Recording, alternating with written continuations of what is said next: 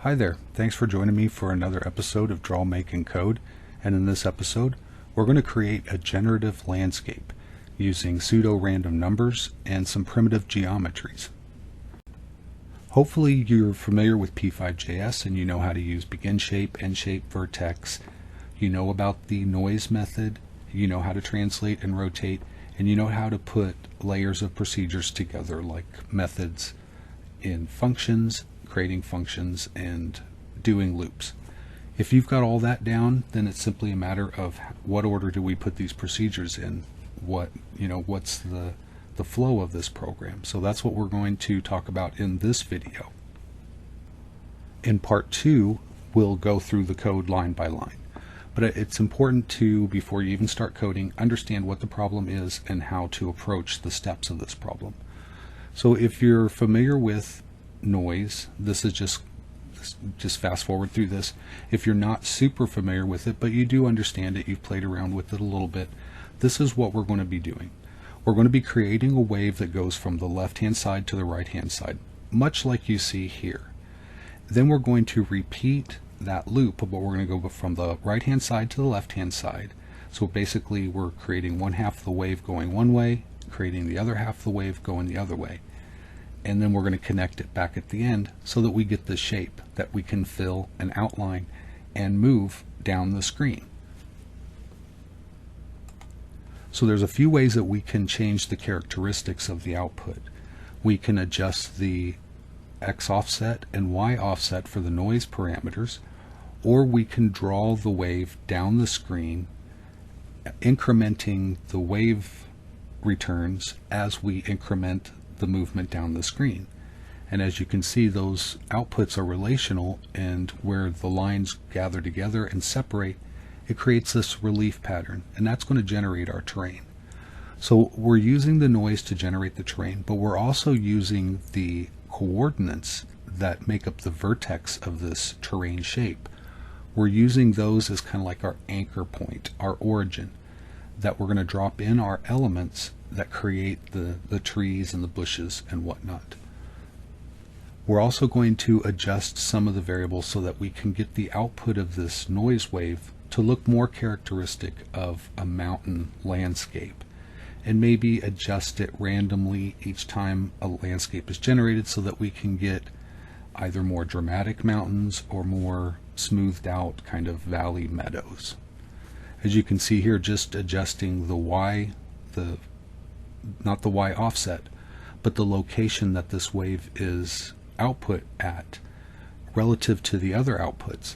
Just by adjusting that speed, you can change the characteristic of the output. You can make it look like a moonscape, or a mountainous like rolling hills, or you can make it look like plains. We're going to go for about the mid-range, not a moonscape, but more mountainous, and we want some kind of smooth areas that we can put meadows and stuff in. So let's go through the output step by step. Here's the terrain.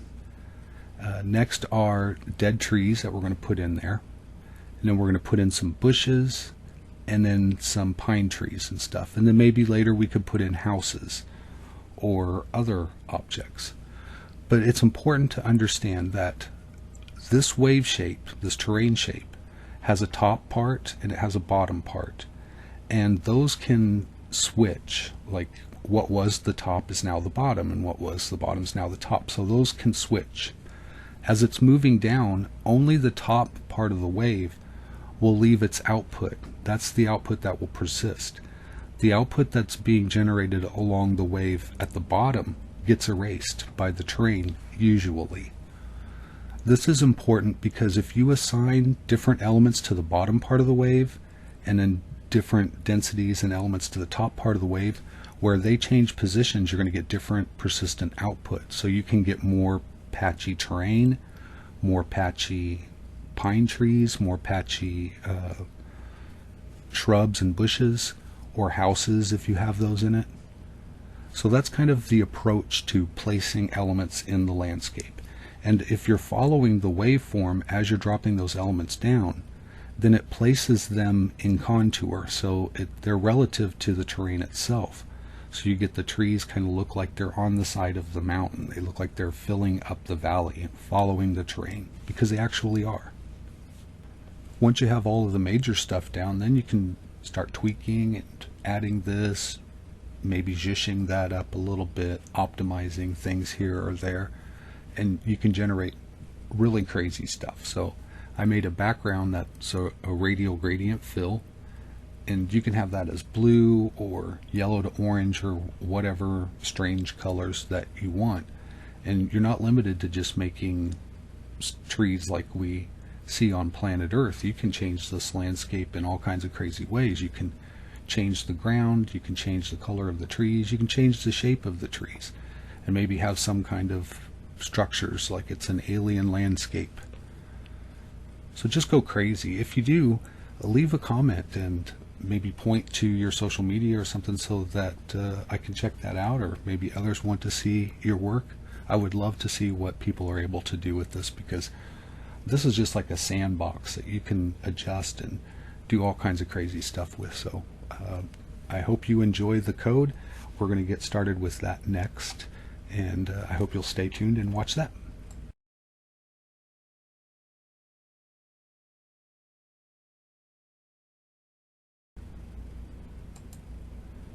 If you want to, you can access the code through a link in the description below and just upload that. You don't have to type it in, and we can walk through it line by line, or you can just jump in. If there's something that you don't understand, just refer to that part in this video. So to begin coding, if you want to, or if you're going through this line by line in the upload, we're going to change the canvas to the available window width and window height. Keep in mind that all of our proportions are tied to the display ratio. So if you're displaying it on a super wide screen, it's going to throw everything off compared to if you're displaying it on like a phone in portrait. In the global space, we need to declare a couple of variables. Waiver is going to hold the object that creates the landscape and the different elements tied to that landscape. POSY is going to move that section, that shape, that terrain shape. It's going to move it down the screen each time through draw. Which one, it's just it enumerates files. If you want to save this output as an image file, it will enumerate those files. So you can just place one name like Ed's files, Ed's landscapes, and then each time you save output in the same run, it's going to increase. So you'll have like Ed's landscape 0, Ed's landscape 1, Ed's landscape 2. You see, that's what that's for. It's not necessary, you don't need it. I don't even think I implement it in this version because that method isn't even included here. So in setup, we're going to assign to Waiver a new instance of Waymaker. We're going to assign to POSY our starting location, where we're going to start our mountain. How high up the screen is it? Then we're going to call a method called makeback, and that's a function I'm making right here. This is going to do our radial gradient. So we start with a fresh background, a black background. If you like, you can do whatever color background you want. If you want to add 3 colors, then that would be a way that you could do it. The circles we're drawing aren't going to be filled. It's just going to be the outline, and we're going to increase the size of that circle through a loop 1 pixel each time through the loop, so that the circles all touch and you get a solid gradient. And then if you change the color of that stroke as you're moving outward, just change it slightly, then you're going to get a nice gradient that goes from one value to the next. So if, let's say, it was white and you're subtracting from it the map of its size to its color, and you're subtracting that value from white, then it's going to go from white to black, right? Well, if you subtract so much of red and then you subtract so much of yellow, and you have your amount of yellow just slightly less than your red, then it's going to make this orange gradient that goes to red. So that's kind of how the radial gradient works. We have a mapped value there, stroke color, SCOL. That's using the range from -600 to +325. Adjust those variables to get us a smoother or a more harsh gradient. And just as an option here, I think I put in like a blue sky setting for the stroke. So there's the math in RGB to do the blue stroke, and there's the math for the sunset. So if you just kind of follow those settings there, you'll get a nice gradient, and if you study that a little bit, you'll understand exactly what's happening. Like I said, you're subtracting from these values, and once one gets to 0, if the other one's a little bit larger, then that's going to be the only color left. So that's kind of how that works. So I think that's it for setup. Pretty sure. Oh no, wait, we've got a couple more, maybe a couple more things to do. No, that's it for setup.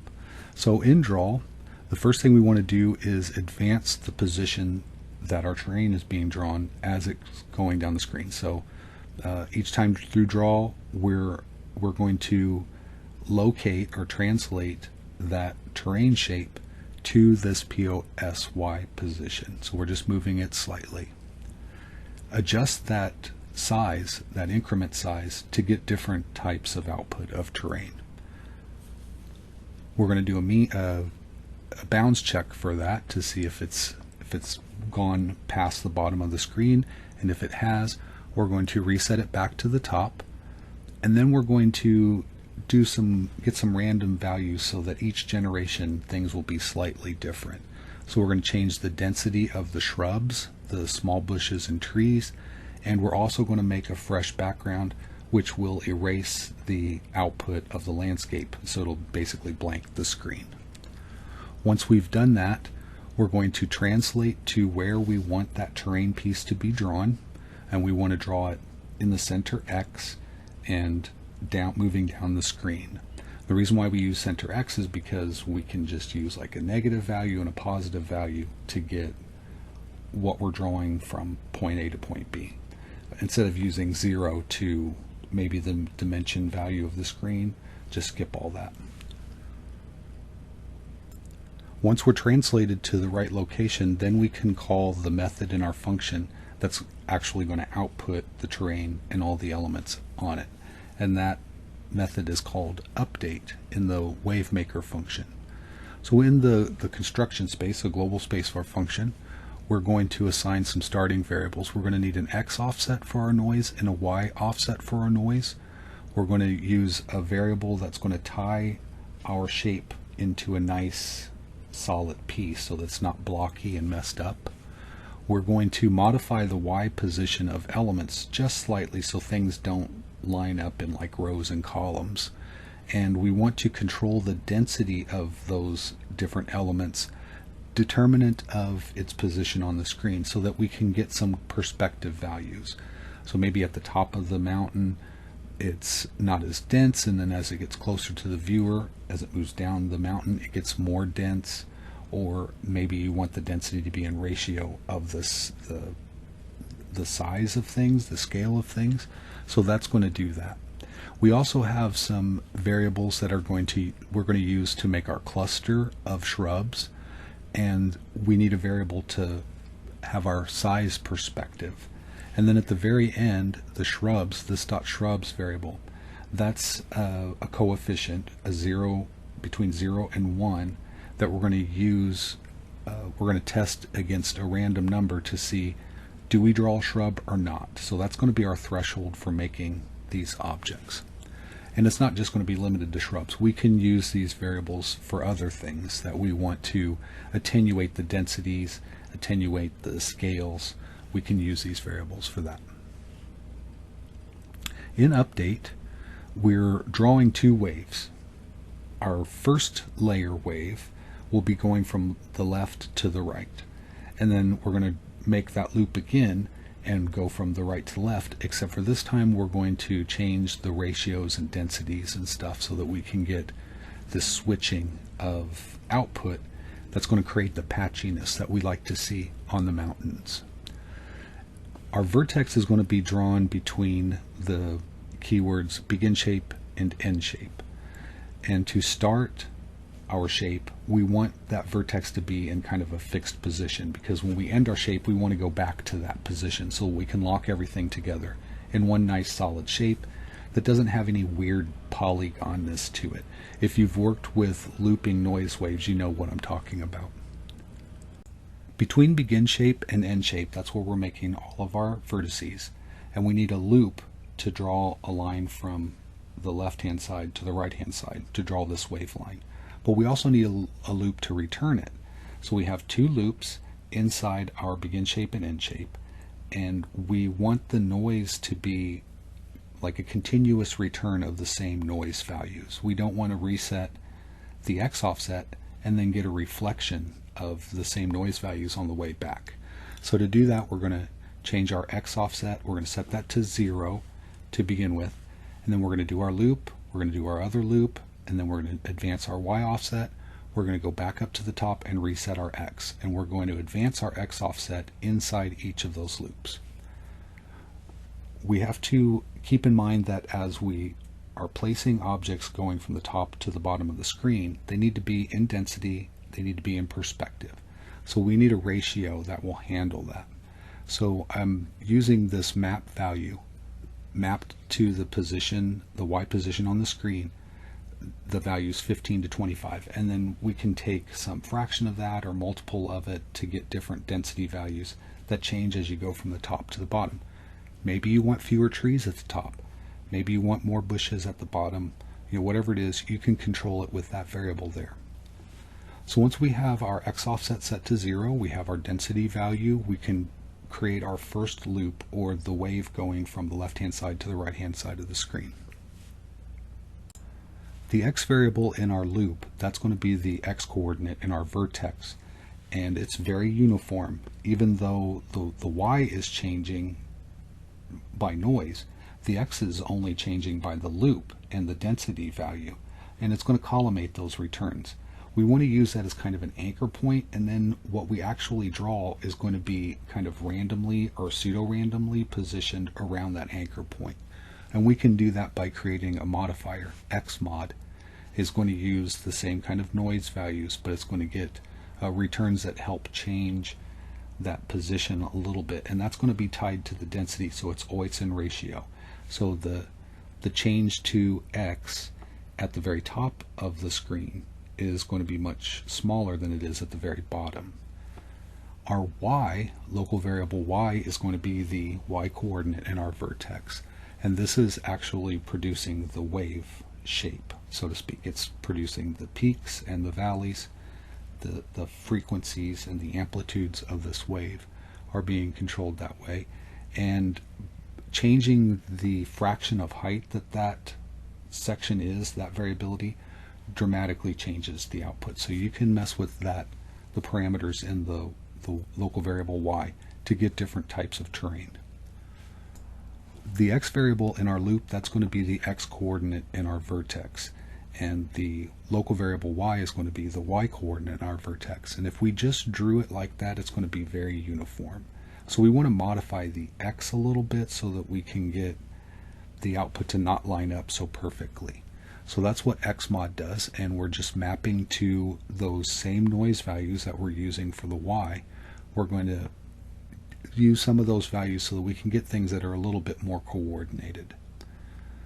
The SW, the local variable SW, and the function variable this.size, they're kind of the same thing. They're going to control the size of stuff like the stroke weight or the height of a tree.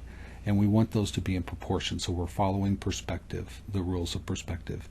As we're further away or closer to the horizon, things are smaller, and as we get closer to the viewer or further down the screen, away from the horizon, things are larger. So we're following that rule when we derive our scale for the objects that we're putting on the screen along that wave. Once we have our X and Y variable and our X modifier, we can assign to the shape table the first vertex in this loop, and it's going to loop through there and make that wave all the way from the left to the right. Inside that loop, so each time we move to the next vertex, we're going to perform some operations. So we're going to decide whether to put a tree there or a dead tree. How are we going to orient that tree? Is it going to be laying down? Is it going to be upright? We're going to create some bushes. How are those bushes going to look? They're going to be spread out in a large cluster. They're going to be gathered together. How many different pieces are there going to be to this cluster? So since there's a lot of stuff going on inside that loop, I took some of it out and put it in its own function. So the bushes, shrubs, and small trees, I just called those madrone because that's my favorite tree. And if you look up in the mountains where I live, you'll see that there is a blend of madrones and pine trees, or evergreen trees to be more accurate. And sometimes there's some deciduous trees like white oaks. I'm not doing the deciduous trees, but if you wanted to have a separate function that did a recursion that would draw trees, that would be cool. So in the madrone function, it's pretty simple. We're going to pass into the function a location. So the origin of that vertex is going to be tx and ty. And then we're going to draw a cluster of shapes around that, and we're going to do it radially. Instead of just selecting a random x and a random y, we're going to rotate around it randomly, and we're going to move away from it so far, and then plot a point. What this does is it creates a more radial geometry for the output versus a square Cartesian geometry. So that's why it looks a little funky here. The loop is just the quantity of those objects. So there's 6 shapes being output. They're circles, and they're going to be random colors.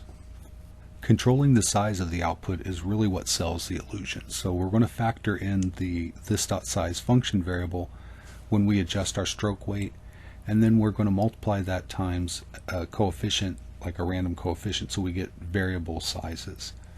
If you do this right and cluster it tightly enough, it actually looks kind of like a small tree with different boughs, different colored boughs. So that's one way that you can do that.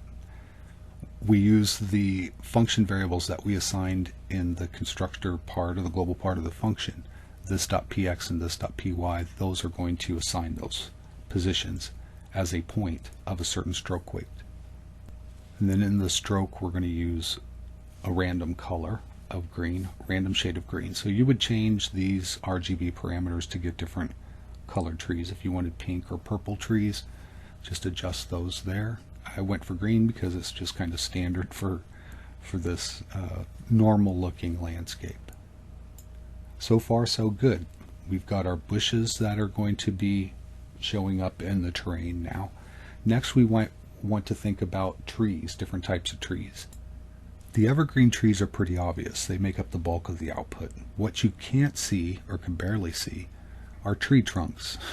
Tall trees that are dead with no leaves and stuff, and then some that have fallen down on the ground that are flat.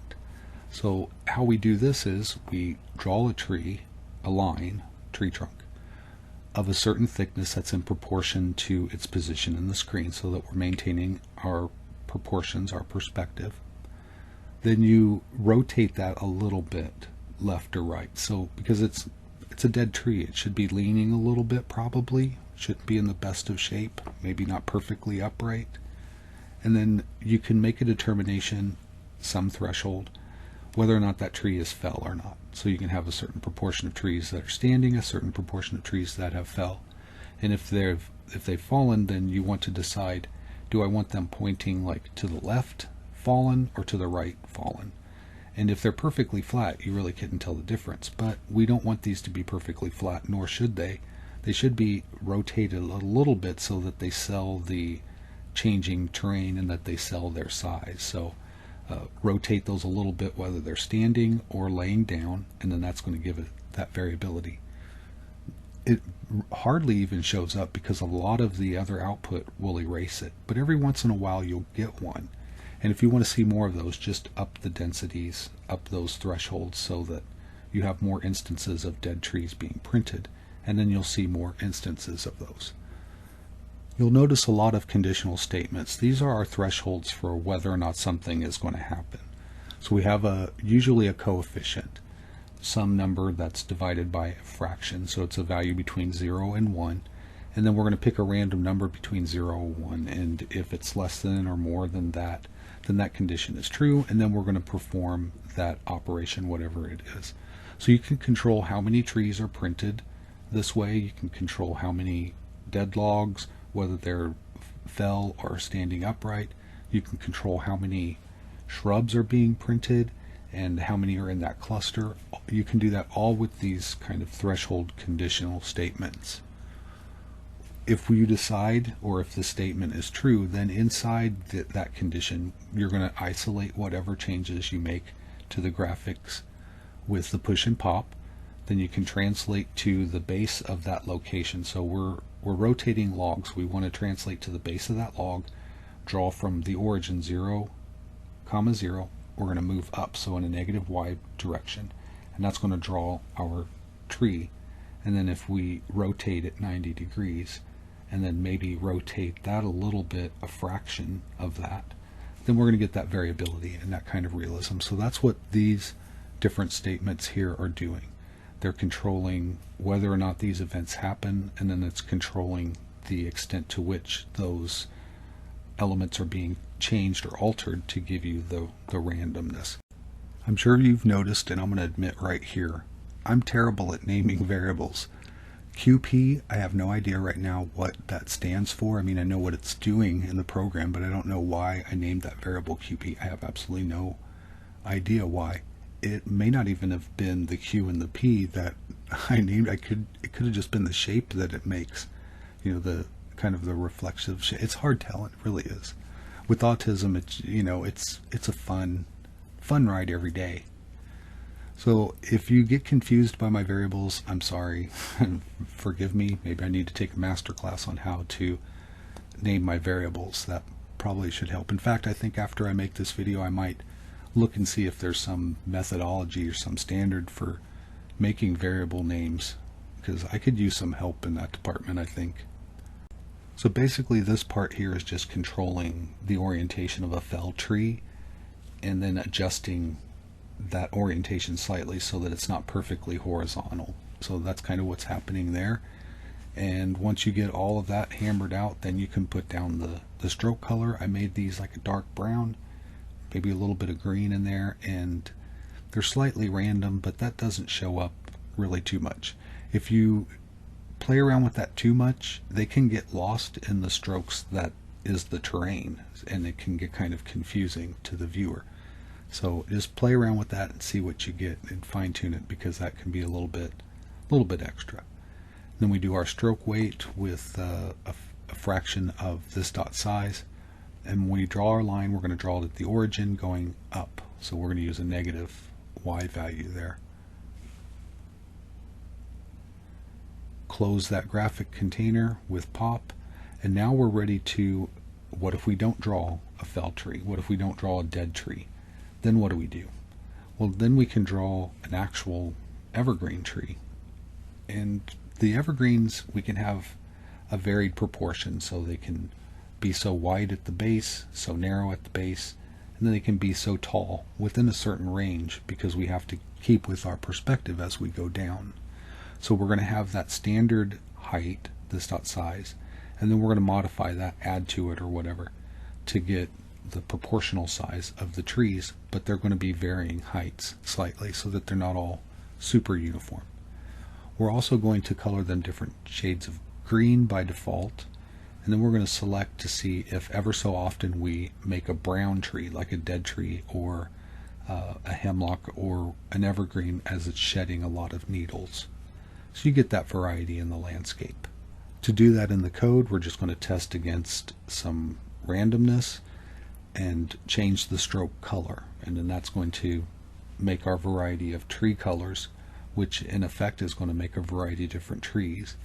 And then we'll have a separate set of conditions that will control for the proportions. So before we make this tree, before we drop it down, we're going to translate to that vertex coordinate. So you recognize x plus x mod comma y is the same coordinate we're using in our vertex. Then we're going to draw a triangle.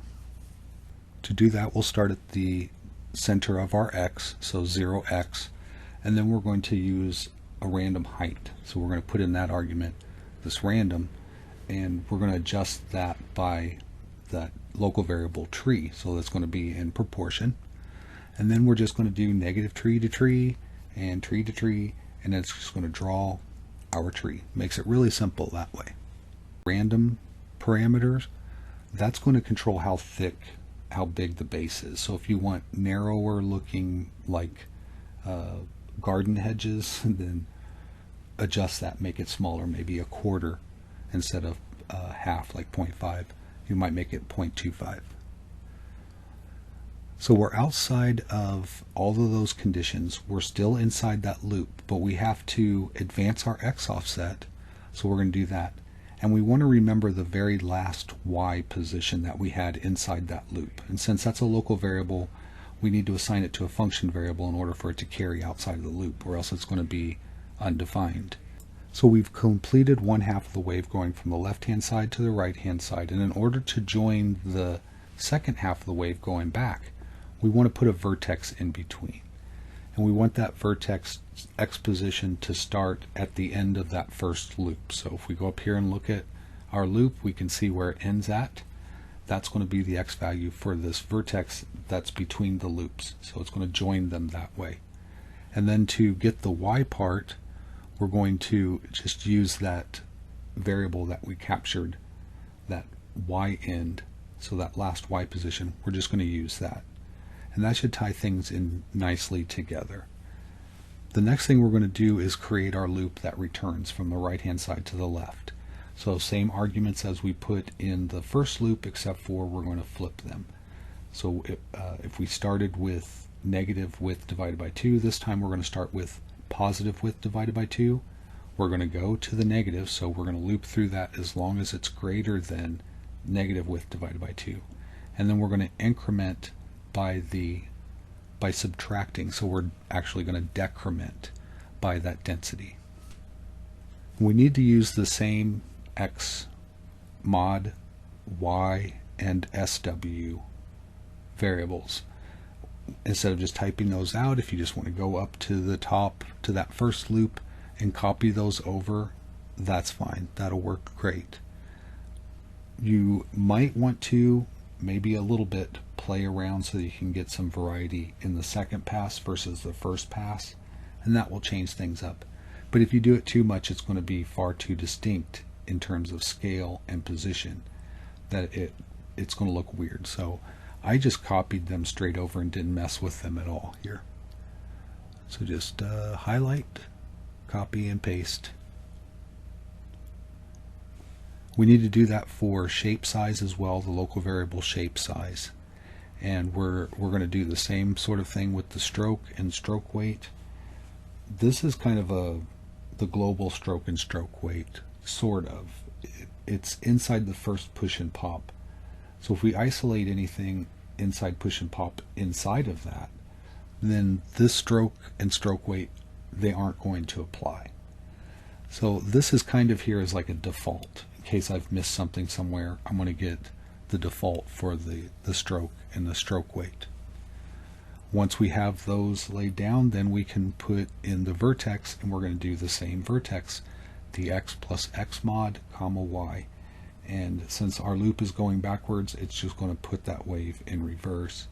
And since we haven't reset the x offset when we started this loop, it's going to carry through the same map of noise. So it's basically, imagine that wave didn't loop back, that it actually extended out past the side of the screen, and we just bent it under itself and joined it back at the beginning. That's kind of what we're doing here.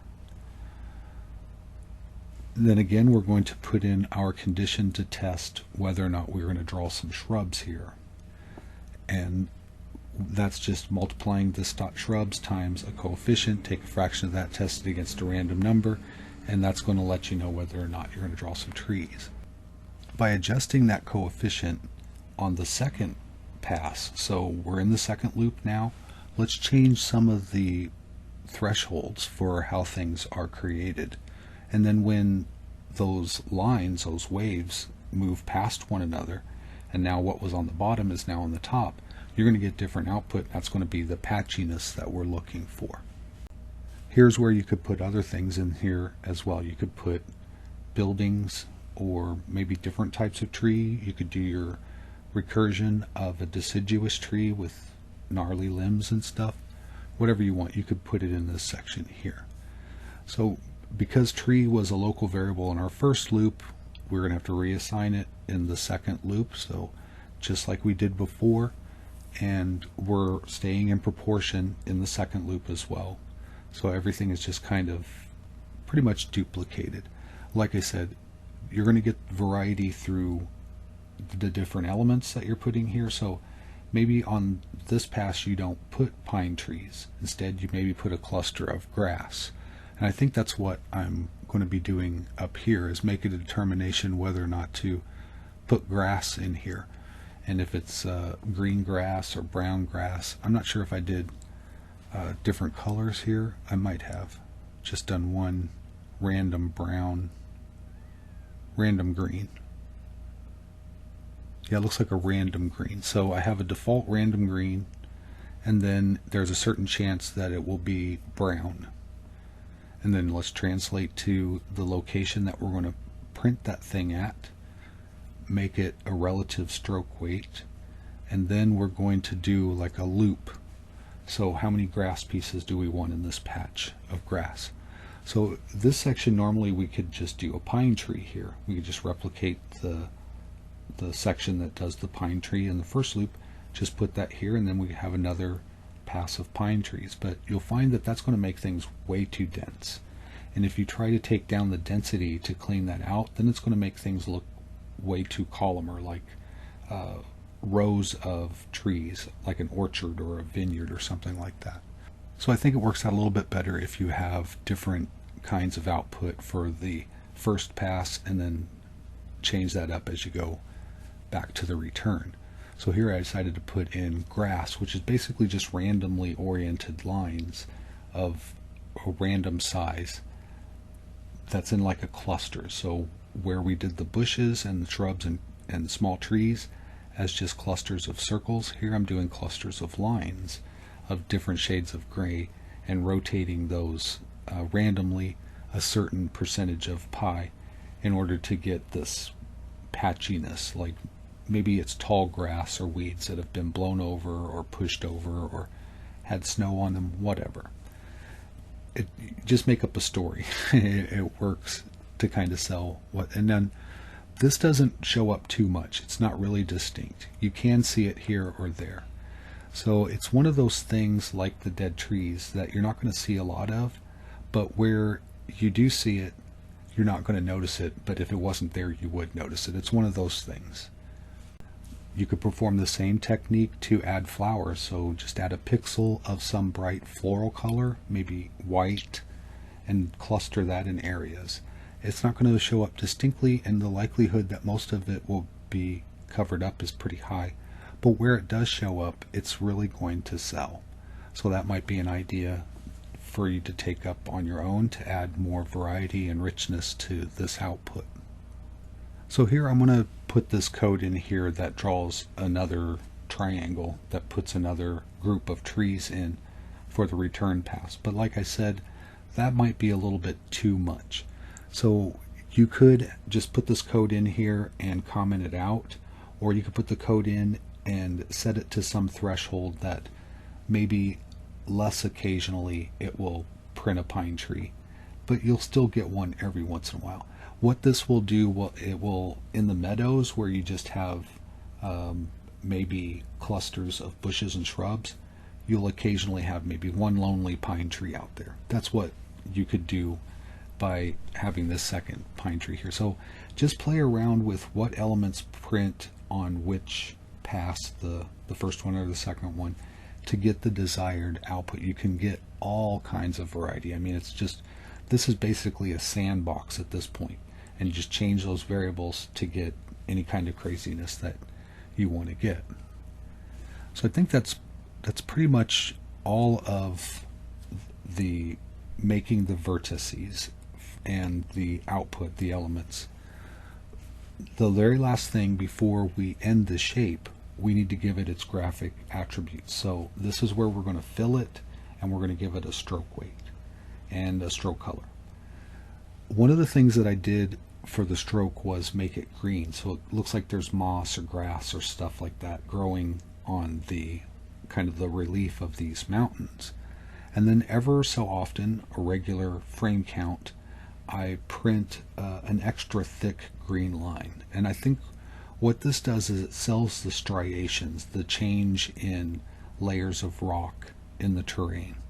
So instead of those just looking like lines, relief lines from a relief map, now they kind of look like geologic striations in the different layers, sediment layers that make up the rock.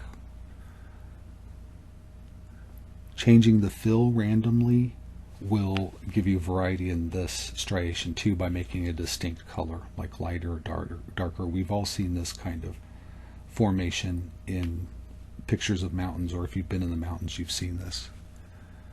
Then to neatly tie everything together, we're going to do a final vertex that will join the return wave end vertex with the first wave's beginning vertex. So it just ties it all nice together, and you don't have any weirdness hanging out somewhere. I think that's pretty much it for the program. This is all of the code. Now if you run this, you're going to find some mistakes, or you're going to notice that there are some errors, and then you're going to have to look for those. So hopefully I can save you the time and go back here and find out what I did wrong. Now hopefully you will have noticed one mistake that I did. I added an extra parenthesis at the end of one of the stroke weight things, so that error is going to pop up.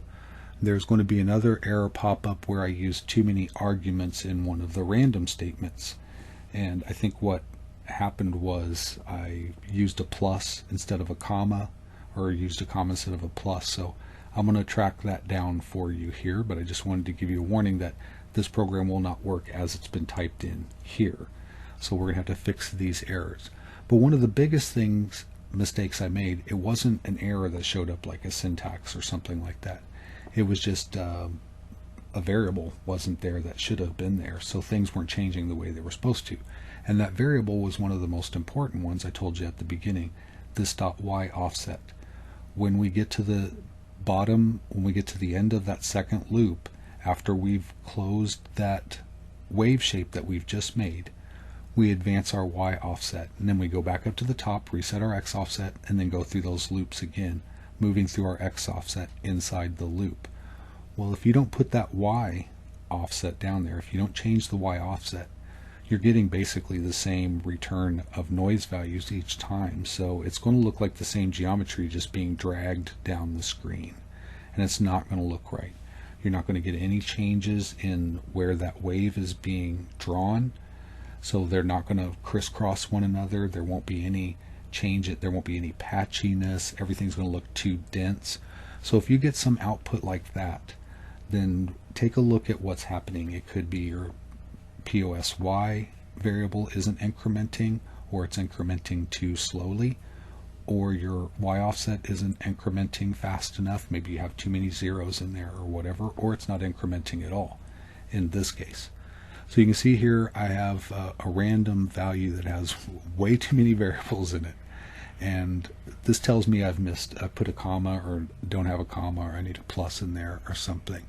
So I'm going back through here and looking at all of the random statements to see which one is messed up, and I can maybe get close to seeing it here. I don't know why I'm messing around. Oh, the random in the stroke there. Just roll around in here until we find it. I could have edited this out. The reason why I left this in here is because I'm sure if you've coded it all, you know what a pain it is to try to track down mistakes. So learning to read your message at the bottom, which if I would have done that first, I would have been looking for the right random statement. If it's in a function or a method or a class or something like that, you're not necessarily going to get the exact line that it's on. So in that case, you just have to be more astute in your investigation. But you can see I finally have tracked it down here, but now the output is weird. I can see the felled trees are mispositioned, the densities are off, and the landscape isn't changing the way that it needs to change. So from the output you can make determinations about what is wrong with this code. What did I do wrong? So it should occur to me in a few moments that the y offset isn't changing, and it should occur to me in a few moments that one of the translations isn't going to the right spot, which is right here. That was a comma, it should be a plus. Now that's the logs, the down trees and the dead trees and stuff are in the right spot, but the landscape isn't changing like it should. So I need to figure that out. And that's going to take a little bit longer, and I don't know why it should, because if I would have thought about it when I looked at the problem, look at the output, just think about what's happening, what should be happening, what are the things in place that make the should happen, and then track down those things. So it takes me a minute here, but I think I eventually find it. One of the ways that you can track down a problem is to just take stuff out. So if you take out the trees, take out the bushes, take out the stumps, and just look at the terrain, you can see here how the output isn't changing like it should. Right? It looks kind of like just a plain old slope. And you can see I found the problem here. I left out the Y offset. So once I advance the Y offset, you can see the change that happens to the frequency and amplitude of the wave there. I think the frequency stays the same. The amplitude is changing.